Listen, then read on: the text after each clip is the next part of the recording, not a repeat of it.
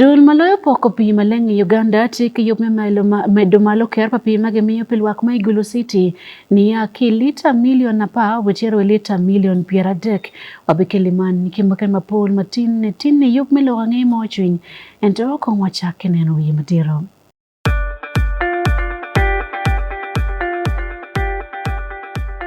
At least the one thing for now we can all agree on is the soap to use. He likes that it's big and lasts long. Anti-economy. I like that it keeps my skin smooth. Ate alina echovu. And the children like that. It smells amazing. Everyone is happy. Movit soap comes in 4 fantastic flavors. Movit family soap is truly soap for the whole family. Movit. All day confidence.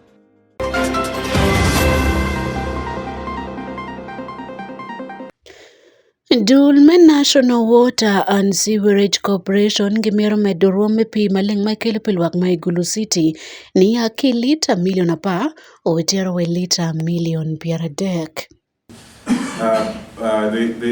The project under Sogea was funded by the World Bank.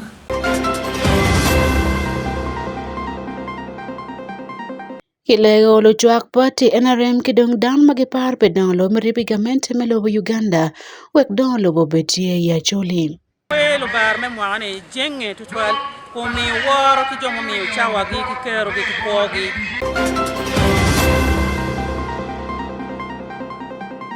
Kadong lwen moto gemagwa ilobo DR Congo mani North Kivu kidong Goma oyagatiko lor wawacho kin lobo DR Congo kachel kilobo Rwanda. We urgently call for a ceasefire and an end to this fighting. Amori matek Juli kaneno yup milorangi mochi nyikan ki Wan Luo television tin cheng baraja neno dwe piero vya bir me jemia chel imwaga alibre piru beach ania Sunday Akumu Juli matek kaneno yup man. Dul makiluni National Water and Sewerage Corporation tikinena me ilu malker papi maling magepoko pilwak ma City megulu ni kilita milion apa owetero we lita milion pieradek kulo alok pa dul Igulu City Ivan Tekwo wani mono dul me Sogea kachil ke World Bank miyo pi kony melim me boko pi ni kulu karama weke pok borluak ma Igulu City ikabedo mokene maurumo ikomalo melobo Uganda. Wanen kong report kong lo man keyboard la George pa Wan Luo television man David Magere.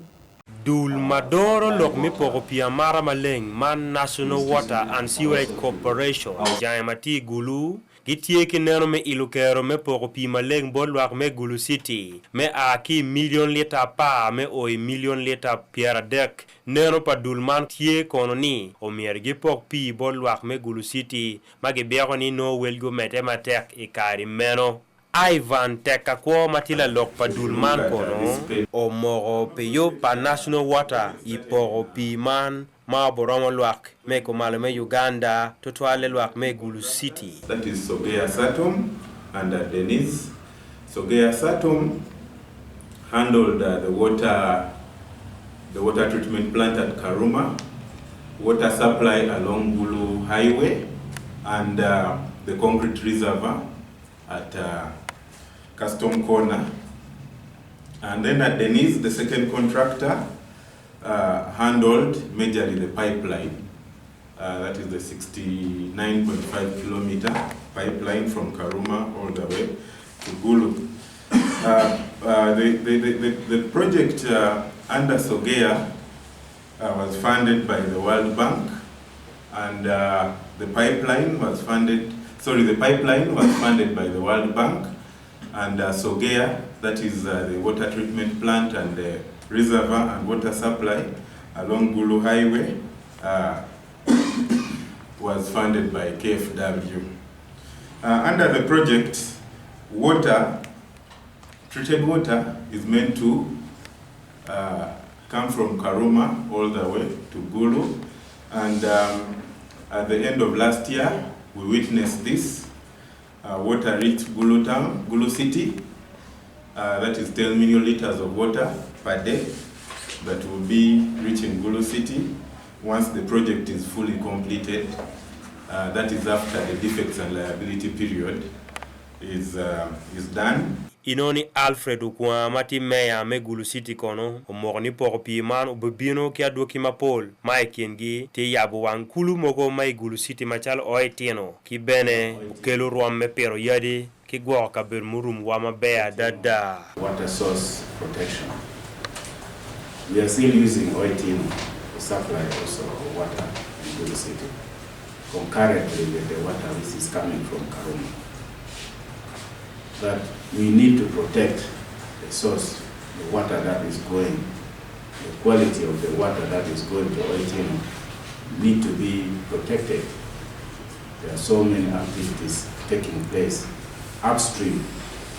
where the water runs from Uruguru side to Oitino. If we move along that bed, we find a lot of activities to talk about it. But the most thing that has come out very clear is about planting of the trees. Along that bed, the trees, the seedlings are going to be given, are going to be planted. I request the community to protect those trees because the trees is going to help in giving the vegetation cover and silting and filtering the water that will be running to that place. Inoni teka kwa kono bene o yaro pi kit ma project man tieka wot kwere kono mogoni gitika kelo der manyen me poko pi ma ke ma padi kit ma yam chon gi chula eto dongi bitich ki diro me online technology me nene luak ma pol guno pi ko malume Uganda 10 million, then we shall add another 10 million and then another 10 in the future to make it 30 million liters. That is up to the year 2040. It is projected that by this time the population of Gulu would have increased. And maybe just to add on, under the project still we had the prepaid metering system that is currently being implemented. That is part of the scope of the project. The prepaid metering system, this is a system that is currently being implemented in Kampala, and Gulu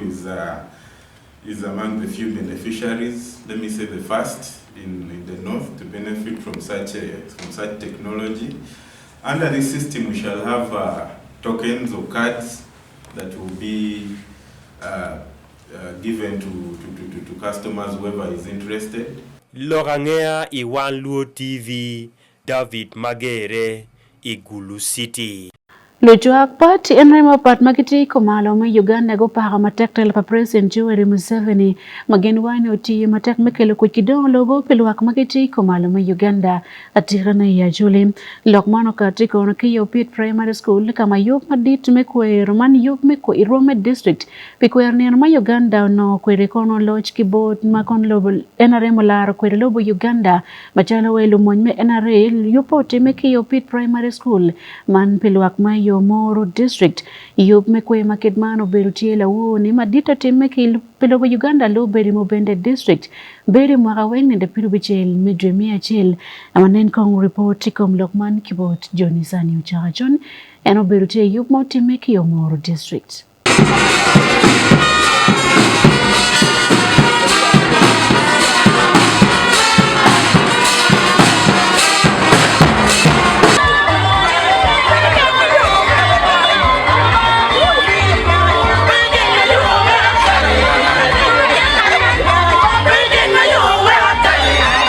Man maupong wiye wakani oberi iyo Moro Town Council iyo Moro District maukelu luchwak NRM magu aki butping te iyo Moro District kwero tote papati man mafutie loj wakumkare ni mego kataril na mwaka la memba me od moko chik madago pilwak me Moro District wajo ni gamente manu kelu yub mabejo dago kelu kuch kon gentie ni chanu bu aki lubu Uganda kakitiyu matek kwelo bar me mwane jenge tutwal kumi woro ki jomo mi uchawa gi ki kero gi pogi kineno ni do Uganda olonye odugu mabe tian lokani jomo jalo kogi ba foyelo ba tiga ni kumberi kama o yen kuchi lo bachori kuchi Moro District we watiga kwe kumberi chan tian burri arwa foyelo ba dada o poe be ni gamente pa NRM kelo programs ma bejo ma giti ati mane matika kelo la kala ko palwa o tigi gerni chan bi aya choli sub region chan bi aya Uganda what way you more district ape ka kala nyamwa beach me chera nyim do wari am chano ki more bien kumbe di chawani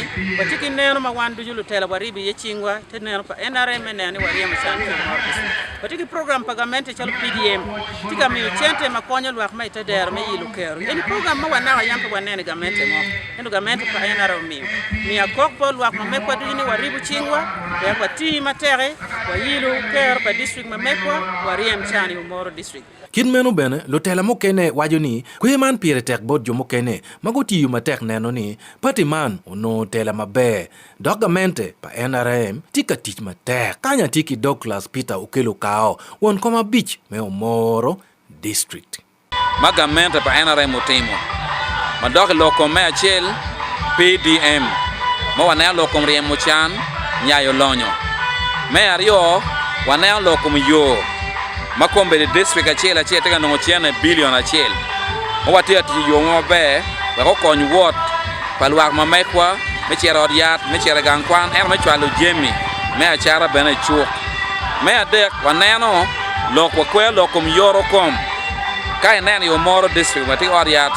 maruo me kitiga mene male center me ario chera me adek watia leko gamene me angwen man matila logi odok ma chera odiat madin me moro watia wanene me bobi uchian malo machalo oriat rome angwen o kon wak magitie i Toji County iwa yombe ndwa mamegwa kombe ni mapol gidia matu pi maleng ikien pajo ni en be pia te ka watia neno pa Moro district ilokom neno ni wa kwanyo giyo ke fu man me gwek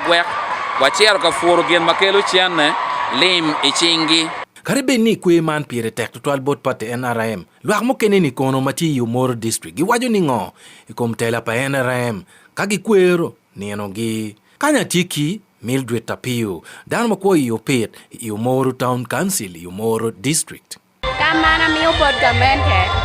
amirni gin med ngo med kelu lonyi sindano we yubu Uganda wali dong we kiti matita Shalo ba gura gogi wenyu kay Uganda dia me yetu kwanyu Carmel Wencha umiero konjon yeno ni we twingi kwe pingon piene karo yeno ben kay rem twin pingo kwanyu doge gi ko mier no kongi we gina ngo be jo mo lon loke yorokom kutima la pengi twali yo Moro kan ini wajo ni ngo Yorukom ni yo mora me koti pengi wana mir ni gamente mi dogatali homo yo mor kan we ko mi dan yen we dan nuwa Allah me ko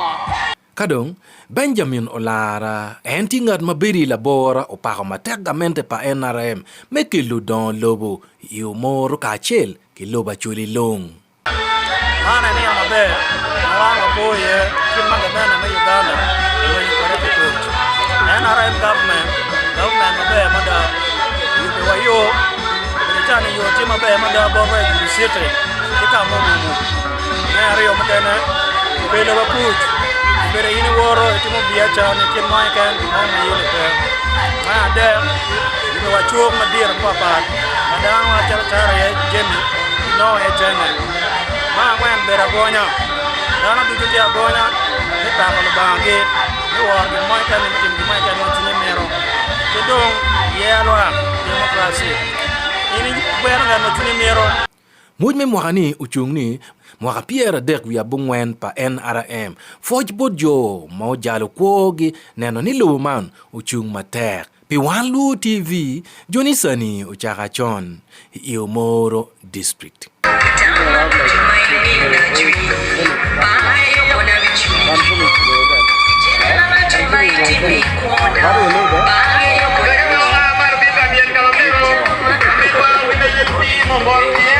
Again, machal kimeno kilego lotela maya chulmari bachingi kamente wekenene kitiyo matek makelo donglo marila bednaga pilwag mai kabirni enim la jawe dul monji pdef mabera tayar melweni cha moke ken man lieutenant general Charles Otemawan ayawa lokbad man bolotela makuberu tie yub mekwer marapeda kabungwen mapati NRM kidong dul monji me NRA guri kweretela pilobo Uganda pigulu site yub mano beru tak art center matie eniboma gulu kamala chochwa Dennis Ojwe oberute konoka wanen report ma oberodoge pe yuk melowange mo chwin kanki Wan Luo television.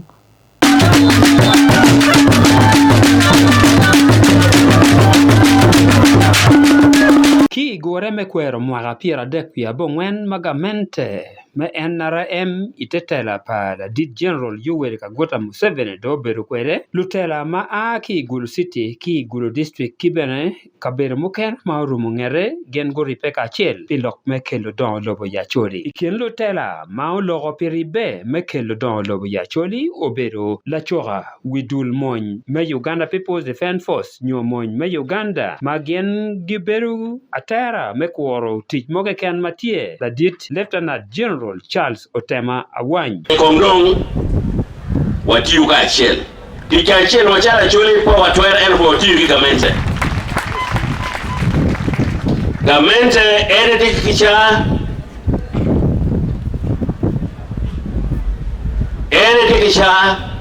maromo kelo development one machara choli rotela ya choli wamako chingwa ki gamente were kwai jemo ken ma logo gini bitipne moti pata NRM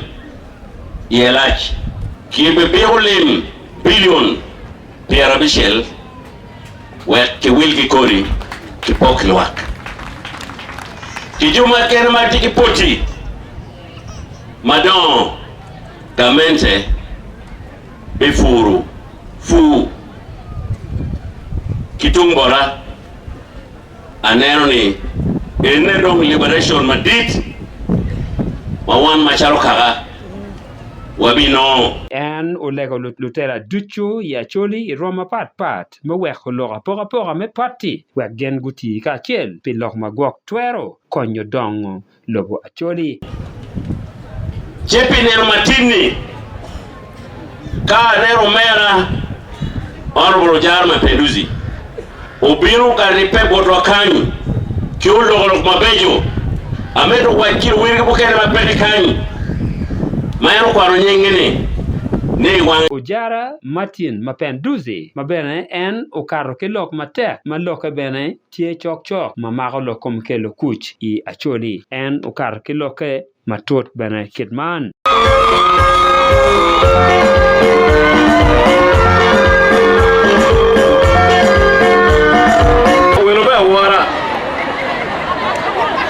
Lutua waribu waruchingwa wajolo welowa mea wara eniano matin kon ma wajolo general chwal pochwa botla dit lobo tie jami mapol mamiete nigiti chawa ni paro mo kwan na dujo eto tie jami bere ma otime mabe kama otime mabe wapuoyo kama pe ya uchope mamiete nigiti watiu mateka achiel we uchope Kitung chel won kom party me NRM Gulu City la dit odore le tourmoi en bena otir matut petien lorango ma wero yobman gengi kero Gulu City wa kwer mare ene watika foye jo machon gero tuta mate kilwen ki oyremo kita o me komeri wano tie kedwo batiere endo be Gulu City tutwale wano kweru girango wano tika kweru guru mamegwa magamente ne yo meri o wano tika kweru orian mamegwa megulu regional referral hospital makiyo mabe watika kweru cancer institute makiyo bodwa kan watika kweru urian matiro duj makiyo iparishes mapat kijemi duj mabe magamente tikatimo igomeno wa koyo PDM magamente cha makometi kamiyo chende ikin gange wan we kwa nyalo oriwa mane tien lo mume wan chalo enare me gulu sito wadamu ne wan bior kwewa obete tinne. La kony ko la wiruodi ma acholi la diet otia Martin oto yai ma en bene ochieko luak matut iket ma miero acholi gen ko kwa kwede. Fengadi motoni kimu Gakwe netan tia ko chan dan tia ko chaneni Teka utia kiel chanu ba ko peke Ngamente pa yuwe Anda charuot Angeje mumi yo por kai petwere Enda jema tia para wana tuli jema tia leken Mamida wai por ma charuot Kawana we unu ko Makej mababu tano ni Jipea werepe Oma nyinga ni duoni Deng deng Oma wanyapele ya juli olu Wani heni Pele mene tuida wakaro makuta Wani heni tia juli chabri joni ken Makai ni ka Yub man me mwagani parte me NRM gen go yube kabero makelwoni tax center matio tena ki hotel madit makelwona chori in matie iguru city ki burebene yub mukene beno bero ki te ikabero makelwoni the covenant ma dul lutera me parte NRM mukene ben gen go bero kuno yubar yo man ducho lutera man jo me parte me NRM go bero kun gilonge kine paranaga ikino berie namo mapat miel ki galo wang ki jame mokana ne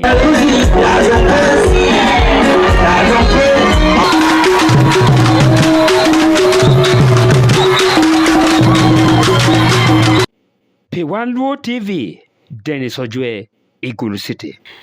Ilawange mukene makati kumalo melubu Uganda Odiat Karin Medical Center matiyo nyama amani Gulu City otia nyonyo mukene manyen mepimu kwa ituma papat matiko mdano meilo malo rumeti gipil wak maitedero ikinin tuo ma nyonyo man pima yeti yetu achwin kit matiyo kwele lokom remo kidong ben kero padano menyudo man palacho kidago ikindi mukene mapigi tego ilok metitiot kom pilwak mai kabirni lodme otiat man dongitie kono kindgen ne mon mano bodwak mateko twal ruome tuo mapol mano mago dano madong dano nyangela chieno do dio ki wogom pien kachekin yang chon romo konyo matek laro ko padano makitman mano teki pero iyot kome watiki report kom yubman wanen kibot Ismail Jacob Jones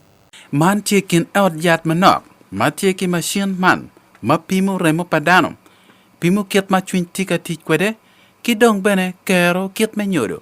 palacho kachel kidagom Isaac Newton ojok enti inche odyat Korean Medical Center matio nyama otero kiet ma odyat man tika tikwede ikom karman odyat Korean tie ki kero me mino kony mapol dok wan kala ka ene watie wa mio kony tuong makwene mapat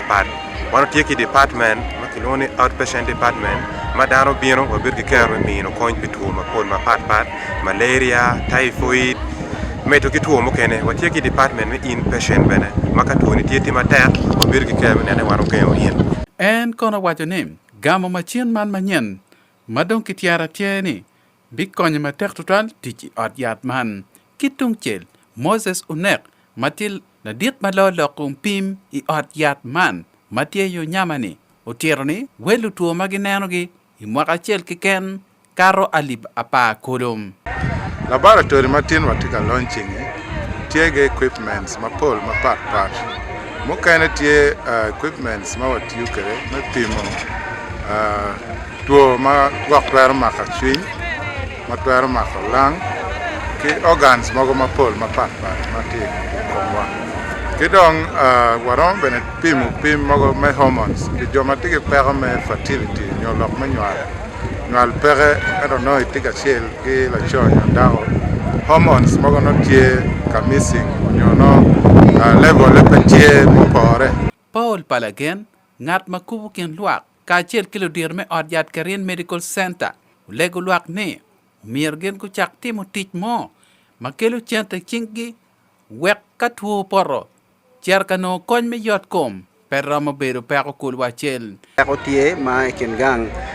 ini no ngar mon pero mo wilu panadol ngar mon pero mo chung me no ko tem eno ye pero ma community ka wani o mier kenen jo magero mo konyo gi meneno ni ada wa chung pedi ka chel kidong gi manen bana within the community matin matek to twal ene dano pegitiu matek we ka tu ma ko geno gi mo ma mier ko konye kwere ni chung matek pe dano bulu bene pegitigi kero me chung matek me tich we ka chi kero me jem keno ngole ma chalo tuo no gen gitike kero me chung pigi ken ge mene wek dano peguti ki chente madit ka gen gitika cher ka no konyi od yat man gu chako yuba chel madano mat gitie dul gi chulu chente manok chente maram aliba pa ka ki ber ka no kon mi yot kom pi mwaka kolo miri watiene dano donyi gopi enene piana da cham kana wanano dano piano manoko me lera da ukor madong tuo be boyo eno o kan chi wel yat no wel tek manoka gi penyi alimia chel alimia rio no pege twero chulne makawa wacheni kone chul aliba pa ono iri donya kanki aliba rio kekan mawan waloni kope ento pol down food pege tin yang benefit me bere pole chok me yoko Dr. John Paul Udon program manager me Karin Community Initiative i Karin Medical Center Unyama wajani machien manyen magen ginoni ubu konyo gi metimo pim mapol mapat pilu tuo magino konyi ot yatman. Our lab that has just been inaugurated does a full range of diagnostic, or rather offers a full range of diagnostic services. So that includes blood work, blood chemistry work, as well as hormonal assays. So in terms of the blood work that we can do, we do full blood counts. That includes counts on the red blood cells, hemoglobin, white blood cells, platelet counts, hematocrit, and anything else along that cell line range. And then when it comes to the blood chemistry, we do liver function tests, renal function tests, electrolyte levels, and everything else in that range as well. Ento Christian ulok angeo, lelop ko me ame gulu city, ulegulu lot me ot yatman. Ni kede bet ni gen gu no machin panyen umir gu nene gen ki ker ngat mo pore me timu tich pan chi wana mio kowa kilega wa bot kerin management men neno ni gen lu tich ma gen gi kele lu tich ma gi tiki ngej ma be gi mar tich gi ke nene kele la tich mire nen ni an machalo dana ma chung pelo tich amiyo kero amiyo tam ni kangare mone tie qualified me kelo ka tich pero in red teach menano ni imiyo ira training we ho ma teacher do teach mabe bien kwan is one thing and to ngeyo teach is another thing angeo wajone kache nen hat matiki dir era tika timu teach meno gen wako pero meto mugo mabino pianne aduki pim peo katika kar dak bene ki wala tuo Tiago munyu yat ma peo porem. El Santa Man Mateo Nyama, igulu sitinim, utiara tiem, machine me pimu kwe tuo ma pat. Mau bino, machala duki me konyo akibot Dr. Rogers, gien kimen ode, Mrs. Joan Sikenga. Ismail Jacob Jones, be Wan Luo Television, igulu city. Avoid all na report kibot Ismail Jacob Jones. Kitego choko chino tela magiti yumbe district West Nile menene giti matermi ilo malo rompa dan magiti kingolo meno kon mamite office dudi mati nyoka bero palwak wagin mene go bet kikayer me beragonya lokmono kate yub me fweni magikero kono dulmo kera yo bero dulme tunaweza foundation me kondan magiti kingolo wako bet bene kayer meno kon mo ken magen gimiro chala we dano magiti kin pachi ki yumbe district particular chot mewa Adam Gule Enrobility fonye padul metunaweza foundation. Victor Nalule ngat maloe dul metunaweza foundation wani mono adoki kwed makitimo ki yumbe nyoni mono kabiru mapoli district man petie kijim madano makitike ngol kutoti kiri mabe menongo kare medoni kabiru man nyobene nongo kon. Malupe kilok pola megoni pinge dong bale mera tigane ikabiru paluria yela. But then there are also even other challenges around, in our communities. So I'm calling upon the leaders out here in this community. Endo lego lutela manene gi katika konyo dan magetiki ngolo weke nene ben go bed ker me o katika e odi ket me doni ye onyo bene jamo kene we kunon kony chalo we jomo kene ne. As we said, it has to start with the leaders. And we're not talking about the top leaders, we're talking about the local leaders here who are supposed to come out and support on the day-to-day implementation of the life we are living in. When you see somewhere where someone is constructing, go there and intervene. Where you see they just need to put a ramp, kindly support and sign off those procurement processes so that these people living with disability can live a meaningful life. But then not Zamza Adedra Matiwon Kompa Dulme Union of Persons with a Disability Owaini mono pere tekto ni kabir mo kane wa chuk ori yeri kidong office palwa komiero rotoko beki yome konagen oye Antonio Watin manfutie kipero. Accessible for a wheelchair user, even like me who is using a clutches, it is not good for me to access certain points. And two, some of the shops, you realize that they still have some verandas which are not having ramps for persons with impairments accessing the services even in the public buildings, more especially in some other parts of the district.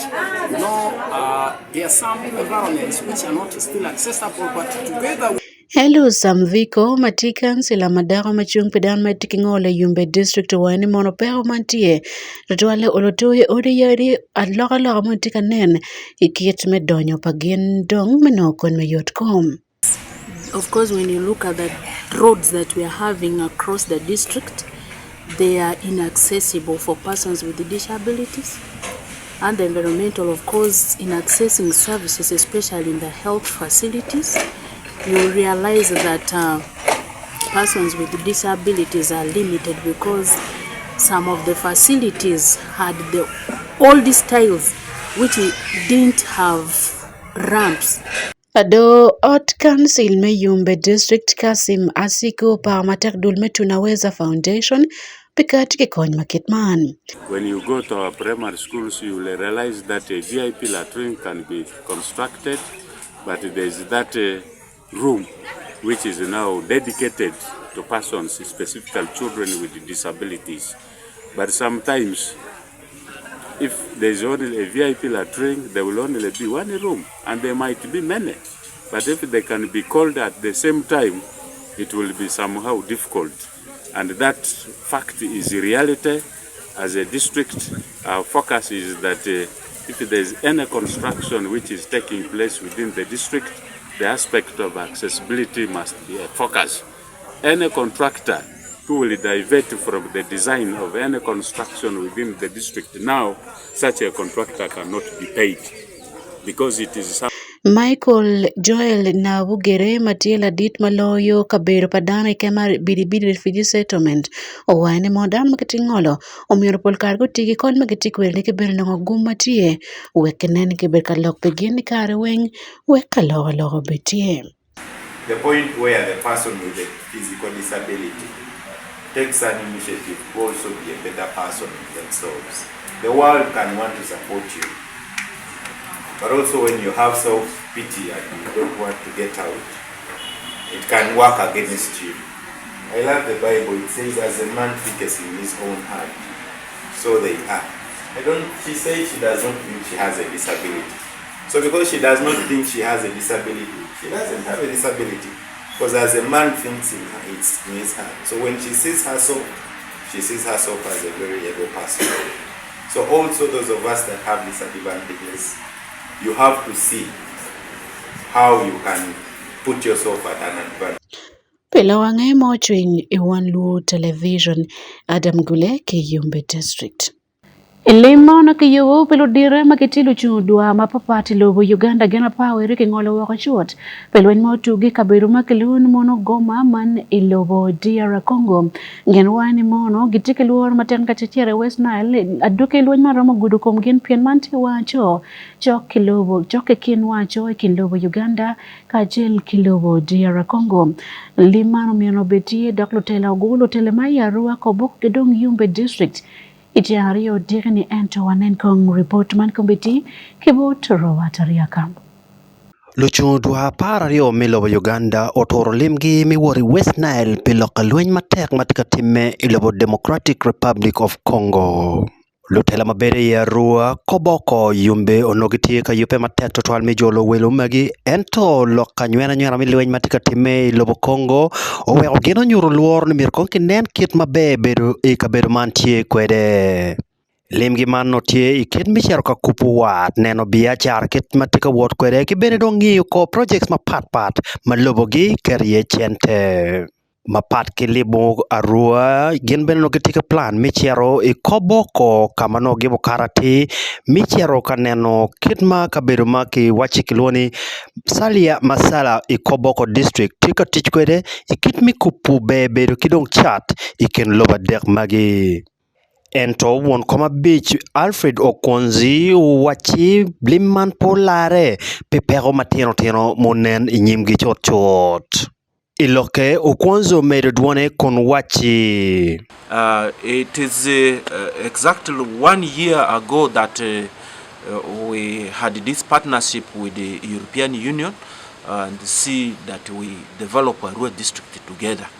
So all along we have been for consultation, meeting together and see how best we can put it together. So this is a forum where we are going to behave like a man and a wife, where we are not going to hide our nakedness from them. And I have also talked to them not to hide their nakedness from us. The reason is we want to produce a child. The child that we want to produce is development. This region must develop. Arua is inclusive. So I have pulled my counterpart city to be with me so that we do it together. We represent the entire West Nile region, although there will be a few areas where they will be reaching,